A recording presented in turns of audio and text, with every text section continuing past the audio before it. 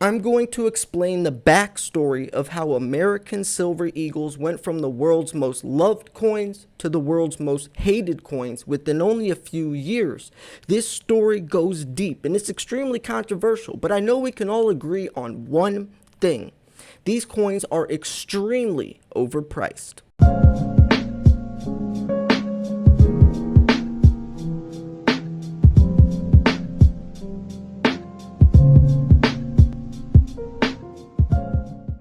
Hey, what's up, Silver Stackers? Thank you so much for being here. This is Silver Slayer. If you want a chance, an opportunity to win some silver, well, I have an entry video right now that is live. I'll be picking the winner soon, so make sure you go enter the links in the description. Now, American Eagles are so hated now because the premiums are ridiculous. I'm talking 71% premiums on some of the most famous, well-respected bullion sites, where American Eagles pre-2020 used to be the cheapest coins over spot. American Eagles used to be the most standard, low price bullion coin you could buy. The design stays the same every year, well, until recently, but it was just a normal, cheap coin, right? Maples, every other coin would be more expensive. Eagles were just the bottom of the barrel stuff. Now that's the exact opposite. I'm going to show a snippet from my video that I posted recently, kind of giving some context of why the prices are so much higher nowadays. For anyone wondering why American Eagles have such high premiums, or anyone thinking that the premiums are going to start dropping anytime soon, let me read this paragraph to you from numismaticnews.net.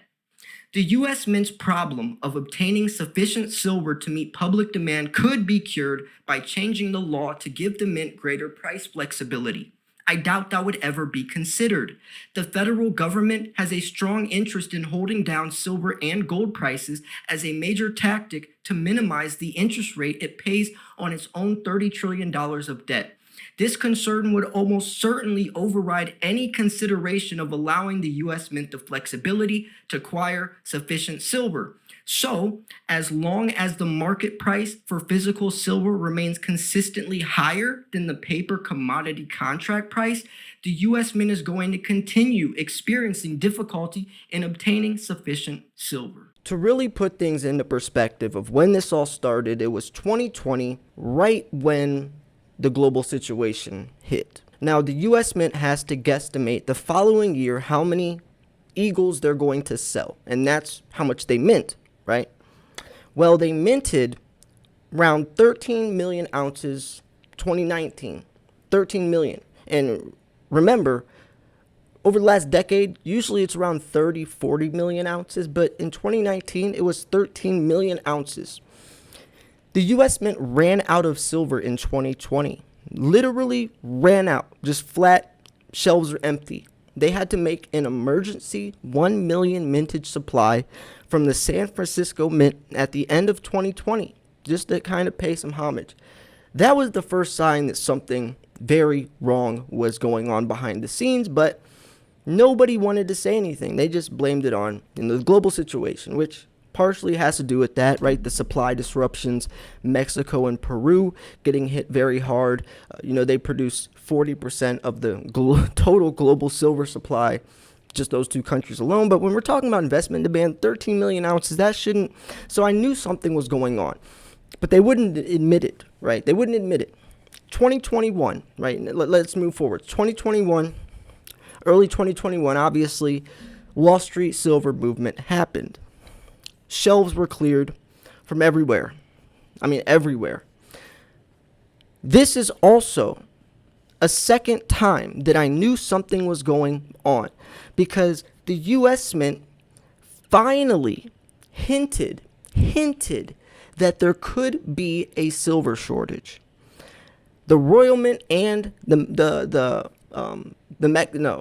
Perth Mint, Royal Mint and the Perth Mint also came out in 2021 and announced, yes, we're having an extremely hard time finding silver blanks, right? That was also when the Royal Mint announced they're going to start scrapping silver from cell phones and laptops, which I knew there had to be a reason for that, and it's because of the supply deficits. Now, this is around the time I really started talking about the shortage, and not only just from the investment sector, but but also the industrial sector for the green revolution that we're headed in. Now, a lot of people were skeptical, a lot of theories and conspiracies, but in 2022, the U.S. Mint came out again mentioning that there's a silver shortage. And they said this all started because they had to cancel the production of the new 2022 Morgan and Silver Peace dollars. This was going to be the first year that they bring these coins back. It was going to be so cool, but they had to cancel it. And they said it's because of the shortage, the silver shortage. Look, it's the U.S. Mint on Monday announced it will be pausing planned production of the new 2022 Morgan and Silver Peace dollars due to a lack of available silver blanks from its suppliers. This is where things get really sticky. The U.S. Mint has different laws and regulations, than private mints. U.S. Mint has to go by different codes. They have to pay different prices. A lot of the silver the U.S. Mint actually gets is from private mints, but private mints are profiting from charging the U.S. Mint these prices, and they're making a killing. So why would this situation change? Kind of like what you read in the intro that I showed you from my video. Now, here are some of the codes that they're in violation of, and we're talking about U.S. Mint being blamed for not providing as many coins in qualities and quantities that the Secretary determines are sufficient to meet public demand, 31 U.S. Code 5112E. Another code to acquire strike silver eagles, 31 U.S. Code 5112F1 requires that Secretary shall sell the coins minted under subsection E, which is silver eagles, to the public at a price equal to the market value of the bullion at the time of the sale. See, private mints don't have to. They can pay above. And that's at the time of the sale plus cost of minting, marketing, and distributing such coins, including labor, material, dyes, use of machinery, promotional, overhead expenses. 31 U.S. Code 511683 states, Secretary shall not pay more than the average world price for gold. And they're going by the LBMA for these prices, by the way. And then 31 U.S. Code 5116B2 states, in part, the Secretary shall not pay more than the average world price for silver under any circumstance. As used in this paragraph, the term average world price is from the LBMA, right? So effectively, the U.S. Mint's prevented from complying with one statutory requirement to produce silver American Eagles sufficient to meet public demand by another statutory requirement that prohibits it from paying a price higher than the paper market spot price, where other mints are able to, but the U.S. Mint isn't. So until and unless these statutes are changed to allow the U.S. Mint to purchase physical silver at prices above the paper market spot price, it will continue having difficulty in acquiring sufficient silver to meet public demand. See, other private and government minting operations are able to, and they are doing so, right? They are doing so. Therefore, they're more likely to obtain the silver they need because they are paying higher prices than the limit imposed on what the U.S. Mint can pay. See, this is why the U.S. Mint has to push these crazy high premiums that you're not seeing from other mints and other coins. The U.S. Mint's problem of obtaining sufficient silver to meet public demand could be cured by changing the law to give the mint greater price flexibility. But this guy even says, I doubt that would ever be considered. The federal government has a strong interest in holding down silver and gold as a major tactic to minimize the interest rate it pays on its own $30 trillion of debt. This concern would almost certainly override any consideration of allowing the U.S. Mint the flexibility to acquire. So as long as the market price for physical silver remains consistently higher than the paper commodity contract price, premiums, the U.S. Mint is going to continue experiencing difficulty in obtaining sufficient silver. So you can see that this problem isn't just going to poof go away. This is why the people that are saying, the premiums on Eagles they're going to start going down soon. That is 100% false, and it's going to be the exact opposite. The premiums are going to continue to rise for Eagles. Maybe premiums drop for other types of coins, and hopefully so, because people are getting their heads ripped off. But I don't see Eagles premiums ever going down, ever. I mean, until this situation with our $30 trillion in debt gets fixed, which is not going to, right? Because that puts a limitation on, their situation. The United States is in such a different situation. We're $30 trillion in the hole, and we're trying to get ourselves out of debt by replacing it with more debt. It's like trying to pay off a credit card with another credit card. So this whole situation is obviously going to, and here's another thing. The U.S. Mint sold 5 million ounces the first month of January this year. That's record-breaking sales.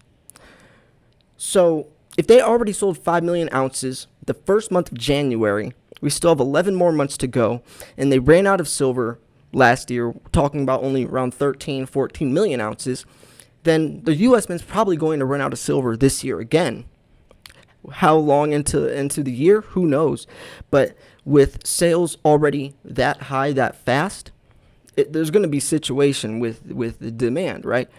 But that's not the point of this video. The point of this video is I'm curious to see when people are going to start turning their backs on Eagles because they are tired of paying these crazy high premiums, getting ripped off when that coin should not be worth that much, right? Just remember, 2 years prior, 2 years before this, American Eagles were the cheapest coins. That was the coin that, whether it's a generic or an Eagle, whatever, it's bottom of the barrel, pay spot price, sell it for spot price. Now an Eagle is literally the highest premium coin out there. It makes no sense. And I mean, I explained why this happens, but it just makes no sense that people would still continue to pay these prices knowing that it's just a plain standard coin, right? It's the vanilla of the ice cream world. It's the cheapest coin out there. There's nothing unique about it. You know, we're talking about several million minted per year. It's not like kookaburras, which are like 300 to 500,000. It's not like pandas, which, 7, 8 million. And plus, kookaburras and pandas, the design changes yearly. It gives them a collectability factor. Nobody's collecting Eagles on a yearly basis. They look the same every year. Yes, the Type 2s are finally the first time they switched the design, which is interesting. But regardless, besides that, there's nothing special about these coins. They were the most loved coins because they were so cheap, because it is the world's most recognizable coin. You could take an Eagle anywhere in the world, that whoever you're at, the person will know that coin is valuable. They might not understand it's the 1 ounce of silver inside of it that's valuable, but everyone recognizes an Eagle. It's a symbol of value. You can't do that with any other coin in the world. So that recognizability factor, plus it's so cheap, it's a great, just standard government-backed coin, not a round. It was a perfect coin. Recommended it to all beginners. But now, that's the last coin I would recommend to a beginner. I would say go generic. Or maybe like Maple Leafs or another coin that has somewhat lower premiums.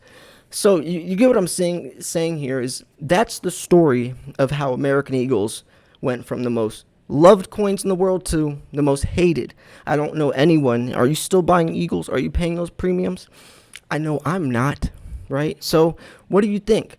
Did you know about this? Do you think the situation with American Eagles is going to get fixed anytime soon? Do you see this as something that possibly could through Congress get accepted, they could pay higher prices, or do you think they're going to have to continue? Because remember, that article brought up a good point. It's because the United States has to minimize interest rates it pays on its own $30 trillion of debt, right? So it's much deeper than the reason for other mints, even the other government mints, Perth Mint, Mexican Mint, Royal Mint have to deal with. But this is the most important paragraph. As long as the market price for physical silver remains consistently higher than the paper commodity contract price, the U.S. Mint is going to continue experiencing difficulty in obtaining sufficient silver, aka low supply, high demand pushes the price up. I'm going to wrap this video up here. If you thought this video was 1, educational, 2, informational, 3, at least entertaining, make sure to hit the like button. I post daily videos. Make sure you go enter my giveaway. Go check out the recent videos. I also posted some good stuff there. Thanks for tuning in. This is Silver Slayer. I'll see you guys soon. Peace.